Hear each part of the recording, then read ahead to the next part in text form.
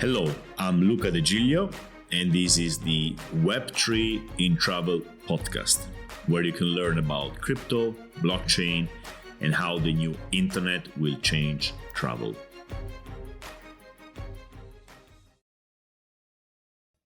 One of the hardest questions a startup founder, a Web3 in Travel startup founder, has to answer right from the beginning is on which blockchain or which blockchains am I going to run my app? And this is a difficult question because there's no clear answer. There's several things to consider: speed, cost, liquidity, user base, etc. And there's no easy answer. We have in this industry a specialized blockchain for travel, which is Camino. But then there's also many other options which have different trade-offs. I'm talking about this today because there's been relevant advancements especially in Ethereum, basically only on Ethereum for the moment, but it may get to other chains too. And it's the restaking token narrative. And another one is the data availability narrative. And I'm using narrative. I should probably use some other term. It's not just a narrative. There's technical advancements there, but it's picking up also the narrative side. So there's excitement around these two things. Let me start from the beginning. When Ethereum launched, it was one blockchain and it was a proof of work blockchain. So you had to mine blocks like you still do today on Bitcoin. Every piece of information was on the chain only. Now, you may remember I mentioned how much it costs to make a transaction. Okay, we know that for sure. A transaction on Ethereum can be several dollars, even tens of dollars, even hundreds of dollars sometimes. But we never talked a lot about, but I did once, about how much it costs to store data. And storing data, let's say a megabyte picture, can cost hundreds, if not thousands of dollars. Because Ethereum is not a file system where you store your data. It stores as little data as possible, and that one costs a lot. It costs a lot because it's replicated on thousands of computers around the world forever. So it has to cost a lot, right? And that's about the data availability part of what I'm talking about today. The other aspect is, how is the chain secured? Ethereum is being secured by proof of work for a long time, and for the last year or so, even more, it's been secured by proof of stake. So by people putting the money in a contract and validating the blocks and losing the money if they are not honest. And this is the security. Now, let's start from this second one, because every blockchain have the same problem. When you launch a new blockchain, you need validators. Validators either with proof of work or proof of stake. Everybody's going with proof of stake now. You need many people to put a lot of money on the line, because they have to validate the transactions and they have to be kept honest. And the way we keep them honest is by asking them to put money somewhere. And as I was saying, if they make a mistake, they lose the money. And this is a very difficult thing to do. Bootstrapping a whole ecosystem of validators, it takes a lot of effort. But you need to do that, because if you don't have them, your chain is very weak and can be attacked very easily. We've seen this with the Ethereum Classic, which it's constantly attacked. It constantly gets attacked with a 51% attack because it doesn't have a lot of money baking and securing the chain. So how can we create a new chain from nothing? Well, you need a lot of time, a lot of money, right? Not only that, you need to keep your validators happy so that they stay with you for a long time. Because if they go to other chains, validators are miners tend to be mercenary. They go where they make the most money, right? Or where there is the most opportunity. So even if you bootstrap a whole ecosystem of validators and you have, I don't know, $1 billion security budget, what if they leave, right? So, and that's a big problem. The Cosmos chain tried to do that. I'm not very familiar with that chain, but basically their model was create easily your own blockchain. And technically, it's very easy to do it, but the difficult part is to get validators, right? So this is going to possibly change in the near future with restaking tokens. Let me explain this part. So if you want to validate Ethereum, you need 32 ETH, which is like $70,000, $80,000 today. You have to stake them in a contract, and you have to let your machine, your node, run 24 hours, right? And you have to keep it online. You have to check that nothing is wrong, etc. Otherwise, you get slashed, meaning you lose a little bit of the money, and then more of the money, and then the whole money, especially if you are not honest. That's the native staking, right?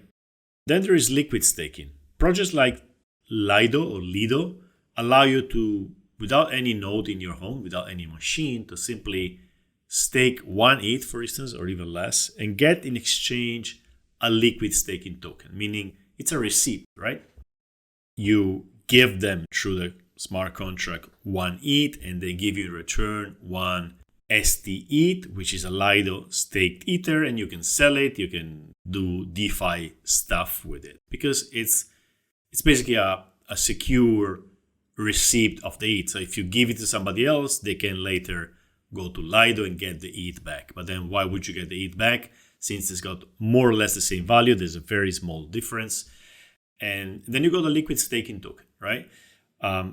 Lido stakes this as a native, staking on Ethereum and gets the Ether, like the staking rewards, which are like 3%, 5%, whatever. It changes all the time. Now, many companies did the same thing. So there's many liquid staking ETH out there on the market. And somebody came up with an idea and said, well, what about you stake them again? You know how scary this may sound, and probably it is. Like, why don't we build something which allows people to stake them to secure something else? For instance, another blockchain. So let's say that you have 1 ETH from Lido or whatever, and you stake this. I'm sorry, I said 1 ETH. I should have said 1 STETH from Lido, and you keep it in your wallet, right? And this grows interest. So I forgot to say this part. Why would you do it? Because you are staking through Lido. You get almost all the money Lido gets. I think they get 10% out of your money. So they get 10%, so you don't have to run a node, but you are part of the staking process. Now, this creates a whole series of problems because Lido is too big, but let's skip this for the moment. Now, you have this liquid staking token, so STETH, and somebody tells you, why don't you stake it in my contract to secure my blockchain? Right? And if you don't do things properly, you're going to be slashed in exactly the same way as it's done on Ethereum 1. So you can actually reuse this thing because this staked ETH is still valuable. It's still something you don't want to lose, right? And that's the idea, in very simple terms, that Eigenlayer had. Eigenlayer is going to launch a marketplace for restaking tokens, in which basically you, the owner of a liquid token, STETH or any other, can say, okay, I'm going to trade a little bit of risk for more rewards. I'm going to help secure a bridge, for instance, okay? So I put my staked ETH liquid token on the bridge. The bridge is secured by this. I am risking now 2 times. If Lido has a problem, if the bridge is a problem, I could lose everything. But I'm making more rewards and doubling my rewards, right? And that's the whole idea. So if this works, there's a lot of hype. It's the hottest thing in DeFi. And there's a lot of money already staked in Eigenlayer because it's not been launched, but you can stake already, you earn points, and these points later will maybe become an airdrop. and they will become rewards. Who knows, right? But everybody's looking at this thing. Again, lots of hype doesn't mean lots of quality. It doesn't mean it's not going to be hacked by North Korea. Who knows? But I went on with it. I had it around, and I wanted to understand, so I did it. That's why I'm here talking about it. I want to talk about things I did myself on chain, so I understand them a bit better. And and then so there's this thing Eigenlayer, which will launch soon. So what happens if this works? Well, what happens is that you don't need, then we're going to define who you is, but many people won't need to worry about validators anymore. Let's say you want to launch a new blockchain for a specific vertical. You will be able to do it without going through the validator creation process. Maybe you have a Web3 travel startup and you don't know which chain to use. Well, maybe you can launch your own chain specifically for your own app. So something which is being specifically conceived for the needs of your app. Oh, of course, this is something you wouldn't do at the beginning, I suppose, but only when it gets a lot of traction and it makes sense. Basically we are getting in a new world where we can launch blockchains much more easily. And I don't know the trade-offs at every level. Okay. Again, it is choosing the blockchain is hard. There's no easy answer. And there's always trade-offs. Okay. So that's for Eigenlayer. The other part, the data availability I was telling you about, how expensive it is to save data on Ethereum. And what Celestia is doing is basically creating a specialized service only for data availability. Now, before we got confused from the example I did. This is not about data like NFT images or something which has to be there forever. It's just transaction data. It's just how they allow for anyone to check every time if a transaction went through. So that kind of data.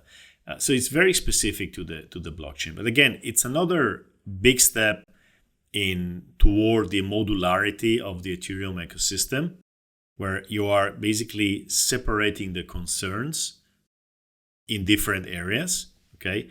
Again, trade-offs all over, everywhere. I don't know if it's worth it. I'm sure it's worth it for some applications and it's not for others. Every time you break a blockchain in little pieces, you are reducing the composability, I suppose, or maybe you are increasing the resilience. I don't know. This gets too technical for me. And the answer to these things, even a technical person or somebody who knows blockchains very well, it's all theory until it goes into the wild and it gets exposed to attacks, the market, requirements of the real world, applications, etc. So what you can learn from the perspective of Web3 Travel is that blockchains are getting better. There's a lot of experimentation and there's a lot of work towards making blockchains faster, cheaper, and more secure. That's the whole idea behind everything here. Now, which one works? Which one is gonna be the best option in general? I don't know. On the other end of this spectrum, you have, for instance, Solana. You may have heard about Solana because it kind of resurrected from the dead. Solana is very fast, and the trade-off is about centralization, because to run a node, you need like a huge machine. So it's not something everybody can do in the house, which makes everything more centralized. And centralized in a way means also less secure, more easier to be attacked, etc., etc. Now, am I saying Solana is less secure? I don't know. Probably, yeah. I would say Solana is less secure because of this, less secure than Ethereum. But at the same time, it is much cheaper. So, well, by the way, something I read about Solana is that the transactions are actually very expensive, even up to $30 per transaction. But they are basically, there's a subsidy in tokens. So the token holders are being diluted.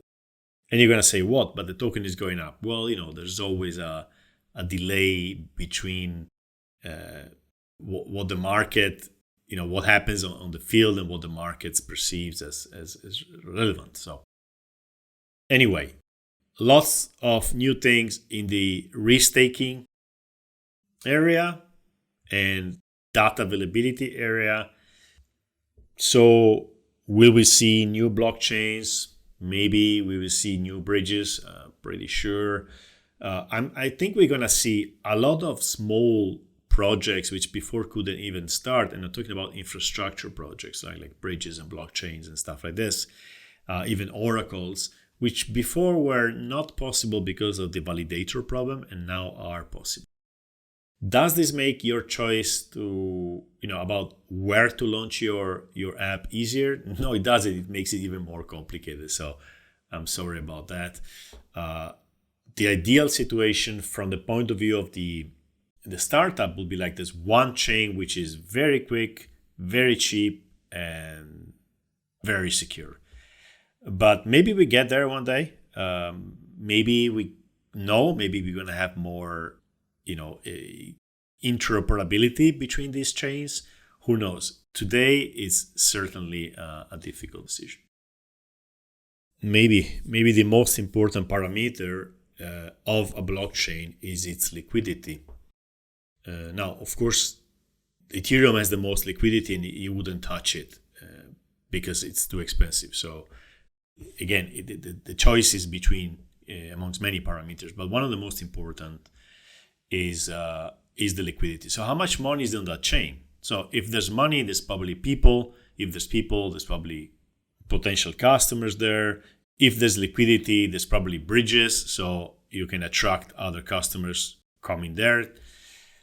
So liquidity is important. And where do you see liquidity? The easiest way of seeing liquidity is on DeFi Llama, spelled DeFiLLAMA.com, where we can see that over 50%, 55% to be precise, the value is in Ethereum.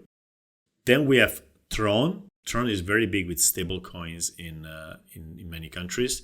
Then we have the Binance chain with 6%, Arbitrum with 4%, Solana 2.49, Optimism 1.56, Polygon 1.56, and then Avalanche, Base, Manta, and 10% the others.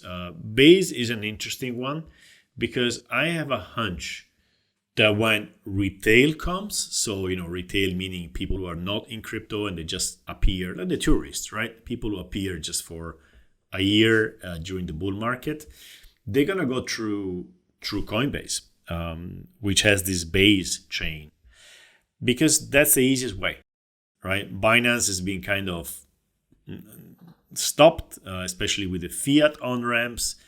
So we may see a lot of liquidity coming into Base, and the travel industry wants, these kind of users, not the technical DeFi users. So Base may be a good bet.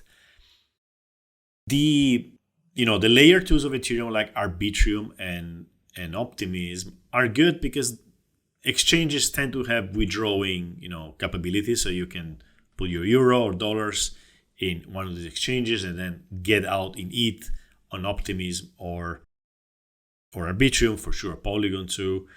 But they may, I don't know. I still think the normies, the normal people, right? They will go through through Coinbase, and Coinbase will tell them to go on Base. So it could be a good bet if you are launching in this period. I would avoid Tron. Tron is, I don't even know what Tron does. Again, I think it's very strong with the USDT in some countries, but there's not really an ecosystem of apps as far as I know. Solana is a bit tricky. Lots of hype. It's not EVM, so you're developing completely different apps, and then you are kind of stuck there. You don't have access to other chains. And who knows how long this lasts. Solana may slow down in the future. I don't know. It's a difficult bet. You're going out of the ecosystem of Ethereum. Polygon is always the same thing. You have this perception that everything is happening on Polygon. I don't have good experience with it. Sometimes it's stuck. The Polygon Scan website is always late. I don't know.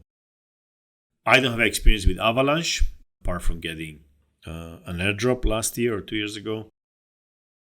And I see Manta is growing, but I don't know what Manta is. Forget Cardano. I won't even discuss it. Forget Kronos. Sui. I don't know. Bitcoin is not something where you can build stuff on top.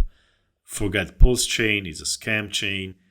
And the others are really, really too small. Well, there's the Osmosis chain, which is getting some traction through Celestia, but again, I don't know. It's still, that would be a very far bet. And then there's Gnosis. I love Gnosis because we were basically born there with Trips community, but it fails to grow.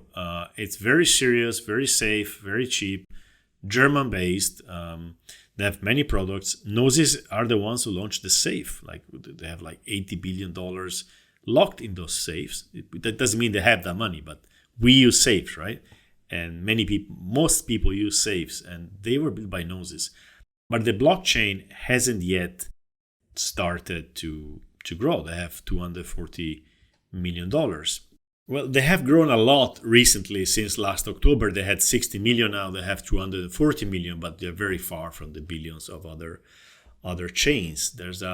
Some people say there's a narrative problem. They are not pushing it enough. And who knows? But yeah, Gnosis is a very easy chain to build on top of. You always have cheap fees. Everything is working.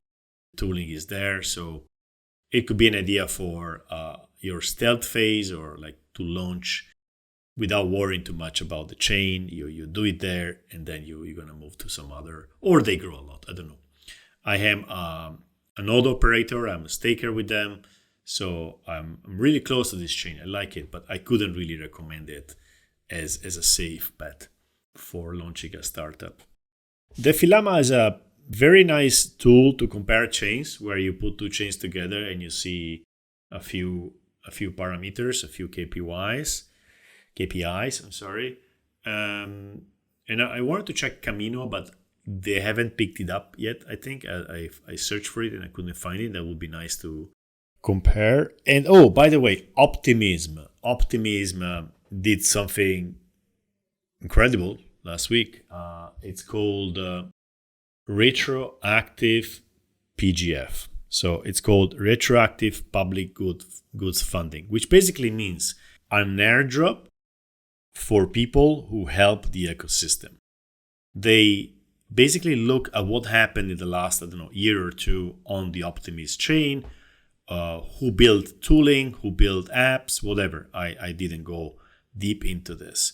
And then they give these tokens. They distributed over $100 million in tokens, 30 million OP tokens, $100 million.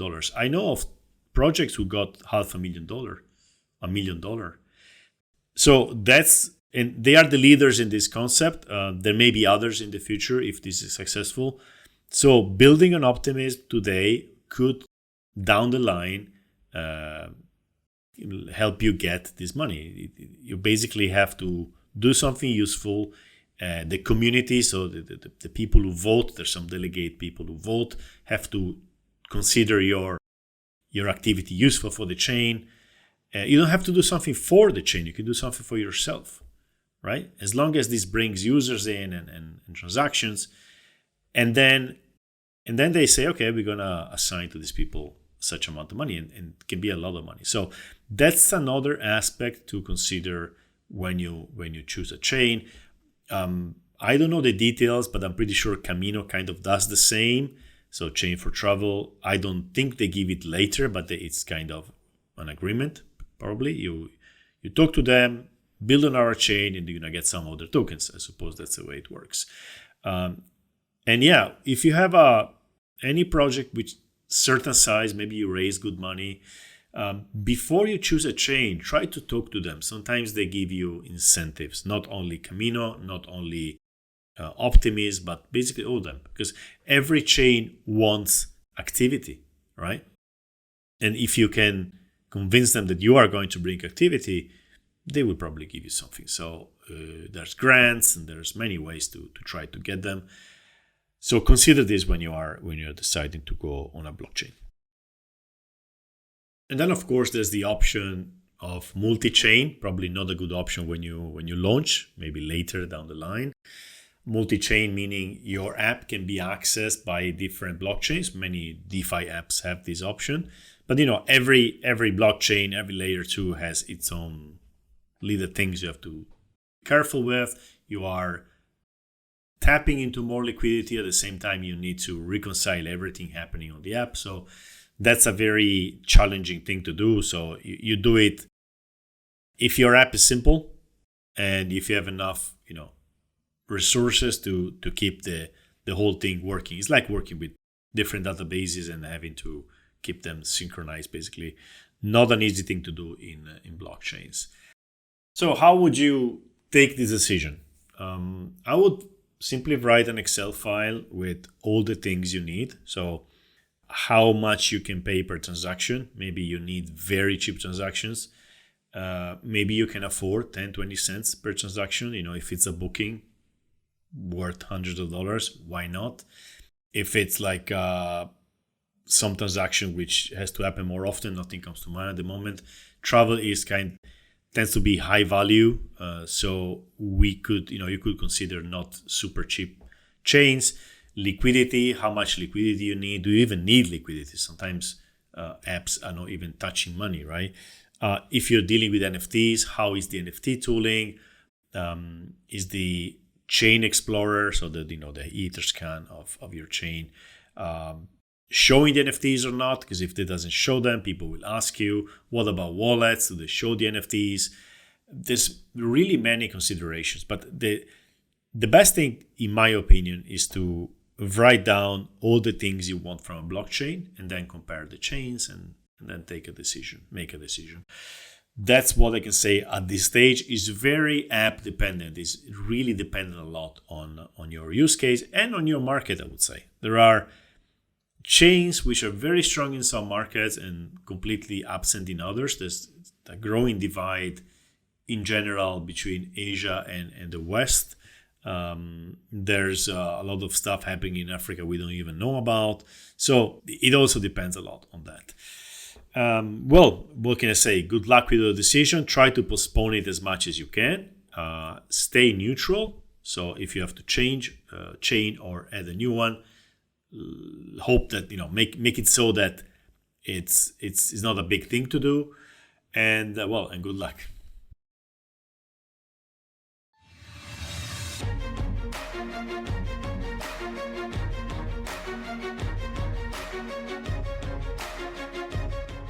And we're done.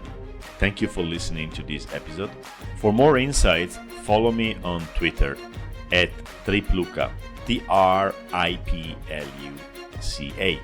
If you enjoy my podcast and want to support it, head on to podcast.web3intravel.com, 3 is a digit, and mint an NFT. If you want to sponsor it, you can do it at the same page. I will mention you in the podcast, and your name will appear on all donation NFTs for a while.